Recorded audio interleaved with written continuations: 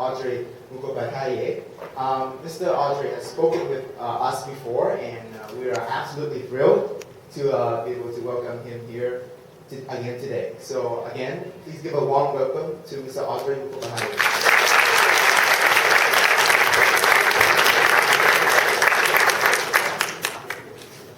Thank you very much. I feel like I've been to CIS many times. I feel very happy every time I come here, and I hope you all feel happy when I come here as well. And are we more or less excited than we would have been 10 minutes ago? You've been waiting 10 minutes? Yeah. Are you happier now than you were 10 minutes ago? Yes? All right. This, as I say, I'm always happy to come here. I've been here since the school started. I was part of the opening of the school, and I've always enjoyed talking to CIS students. Today, I'd like to talk about something that me and Mr. Mark were speaking about recently in my backyard. We were having coffee and we were talking about different things. And one of the things we were talking about was global citizenship. And we thought it might be a nice thing to talk to you all about global citizenship. This is meant to be interactive, so I'd like you to ask questions. I have about 15 minutes worth of ideas I want to share. I want this to be a good discussion. So shall we begin? Yes? Okay. So, the subject today is 3 questions on global citizenship. By the way, everyone knows our friends, right? Everyone knows Mr. Loeb.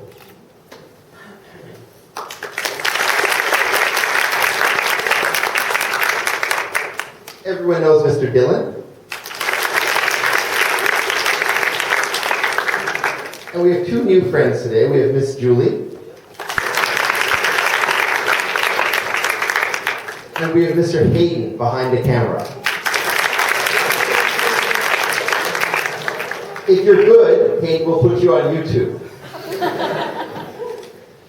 3 questions on global citizenship. And the reason I have this as questions is, I don't have all the answers on global citizenship. Think about that with works of art. You can sort of tell what is art and what isn't art, but you can't exactly define it.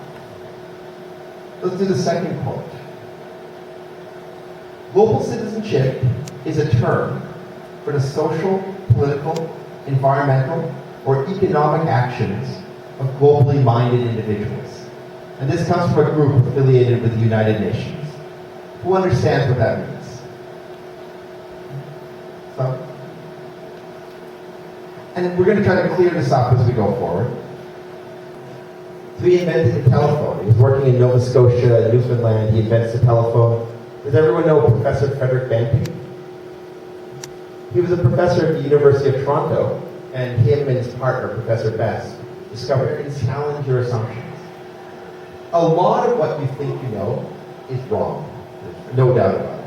I'm guessing a lot of what I think I know is wrong too. It's just harder for me to know what I don't know. It's easier for me to know what you don't know, right? And the third part is very important, a desire to leave a positive impact on the world. There's global citizens who are quite negative, right? There's people who go out and start wars, affect the globe tremendously, and then sort of, what will change in the future? The world is constantly changing, so it is important to think about the issues that future global citizens will face. These are just some ideas that our team came up with, but there's other ideas about the future that you guys would have. You may be more plugged into technology. The U.S. consulate in Calcutta got the newspapers 2 weeks behind. Today you can find out immediately, right? You can watch the game on the internet, you can keep updating. And that's just sports. On more substantive news, you're actually getting sometimes information before it happens, that people are speculating as to the result. 50 years, this is 350 years. Imagine 350 years from now what this could look like. Maybe this is all one country that's part of United Earth. Or maybe this is 500 countries that are fighting each other all the time. The other point, some people have opportunities and don't know how to appreciate them. You almost never appreciate what you have too much of. That's been my observation. That's the problem, right? You know, when you're young, you'll have a lot of opportunities. You all will, because you've started with a lot of opportunities. You're already in a school system that provides a lot of opportunity. I think it's good that you want to appreciate them, But by definition, it's hard for young people to appreciate all of it. But you should try to appreciate what you can. And if you're asking the question, you're starting. Is it ethical to think that like many people have opportunities that they're being compared to the ones that don't have, but actually have talent and so they earn those opportunities themselves? Yeah, that's tough, right? Because in an ideal world, everyone would have opportunities and then people would do where their talents and interests take them. I think if you have opportunity, you should capitalize on it and you should do something good with it. But then, try to make sure you're setting up a legacy of creating opportunities for others.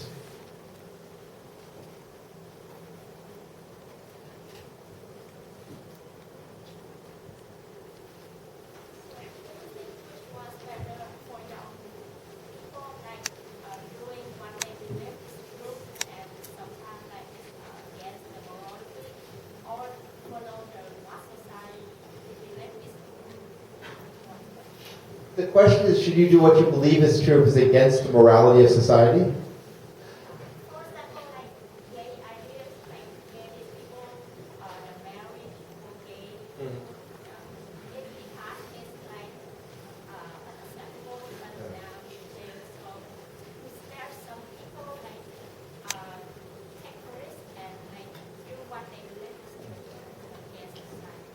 Yeah, I think this is very important. That it's very important to stay true to your beliefs. But I think what's also very important is to make sure that your beliefs are informed. You understand what I mean by informed beliefs? See, okay, everyone doesn't believe the same things. That's clear. And everyone shouldn't believe the same things. If everyone believed the same things, the world would be very boring and nothing would ever change. It's extremely important that you stay true to your beliefs, but your beliefs will change too over time. Mine have changed over time as well. You certainly should stick with your belief. And then it's a question of, your beliefs might be different from someone else's beliefs, might be different from someone else's beliefs. It's important to have respectful discussion around them. But if you want to break this down, the people who does everyone know the term the right side of history? This is an important concept. Some people are on the wrong side of history, and some people are on the right side of history. So you could sometimes ask yourself, there's types of issues that if you think about this 50 years or 100 years later, it's clear. I believe there is a sense of justice. And if you're on the side of justice, and I think you know when you're on the side of justice, I think you have to stick with it.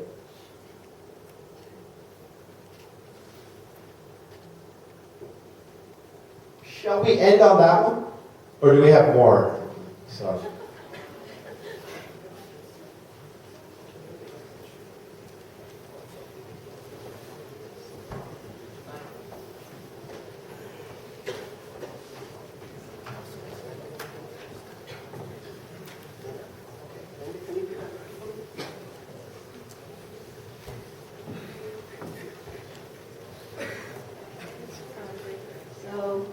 Since our Prime Minister Tao, she's sick today, so on her behalf, I would like to thank you so much for giving us such an inspirational speech about what it means to be a global citizen in the 21st century. And so as students and children who are living in the modern world, we should understand the importance of living effectively and globally to create a better world for those who live in the same society as we do.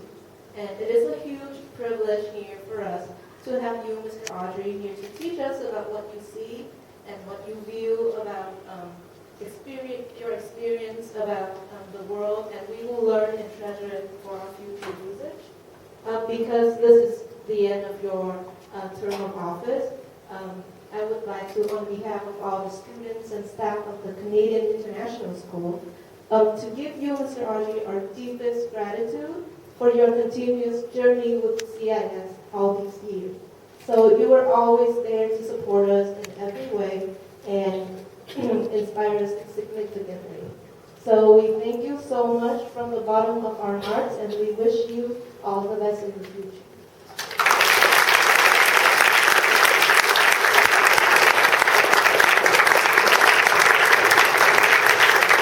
Thank you very much.